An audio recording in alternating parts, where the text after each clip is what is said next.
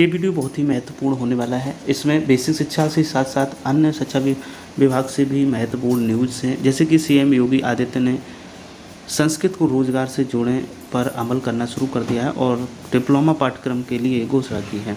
कौन कौन से हुए हैं निर्देश, इसके बारे में हम लोग देखेंगे। तो उत्तर प्रदेश में उच्च शिक्षा के बाद माध्यमिक और प्राथमिक शिक्षा में भी राष्ट्रीय शिक्षा नीति का अनुपालन होने जा रहा है। मुख्यमंत्री आदित्यनाथ ने कहा कि हाईस्कूल बोर्ड परीक्षा का नया पैटर्न 2023 का नया सत्र शुरू होने के पहले लागू करें। 12वीं में बोर्ड परीक्षा का नया पैटर्न 2025 तक लागू करने की जरूरत है, ताकि संरचनात्मक, शैक्षणिक और प्रशासनिक सुधार का कार्य पूरा हो सके। वहीं मुख्यमंत्री ने कहा 2 वर्षों के भीतर संस्कृत शिक्षा निदेशालय का गठन करें, साथ ही शिक्षा में तकनीक के उपयोग को देखते हुए एकीकृत डेटा प्रबंधन प्रणाली लागू कराएं। अध्यापक पुरस्कारों के लिए मानकों में संशोधन करने पर विचार करें।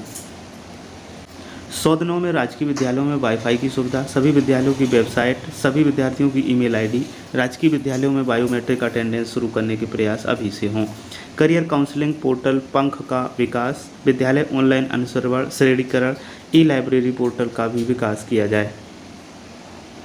वहीं उन्होंने यूपी बोर्ड परीक्षा का अब नया पैटर्न 10वीं में 2023 से और 12वीं में 2025 से लागू हो जाएगा। सीएम योगी ने इसके लिए दिशा निर्देश जारी कर दिए हैं। एक और महत्वपूर्ण सूचना है कि यूपी सरकार का तोहफा 6.5 लाख प्राइमरी के शिक्षकों को कैशलेस इलाज की सुविधा मिलेगी। बेसिक शिक्षा विभाग के अगले 100 दिनों की कार्य योजना में इसे शामिल किया गया है। तो कहाँ तक इसे लागू किया जाता है, ये तो आने वाला समय ही बताएगा।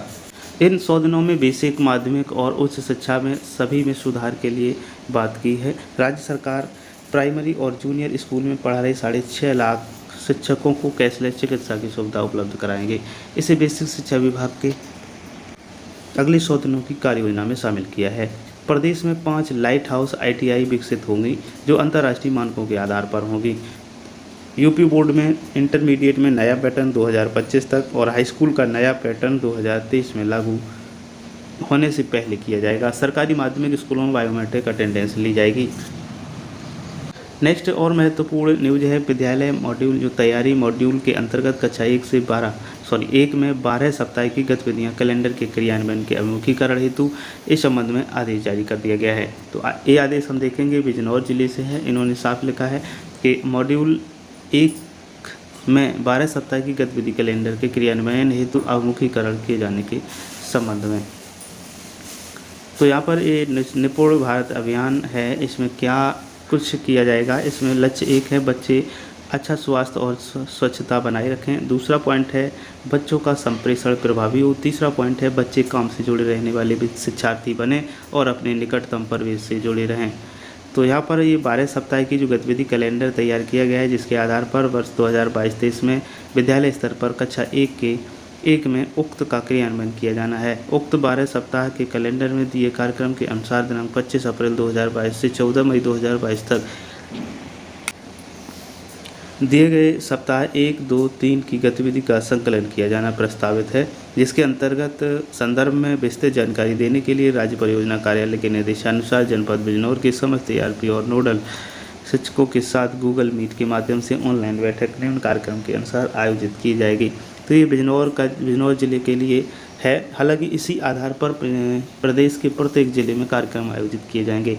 तो ये जो कार्यक्रम होगा, इसके सप्ताहवार और दिन वाइज वीडियोज हमारे चैनल पर मिलते रहेंगे। तो आप चैनल को सब्सक्राइब और बेल आइकन को जरूर हिट कर लें। एक और यहाँ से महत्वपूर्ण खबर है मानव संपदा पोर्टल पर आवेदित अवकाशों के निस्तारण में विलंब के संबंध में।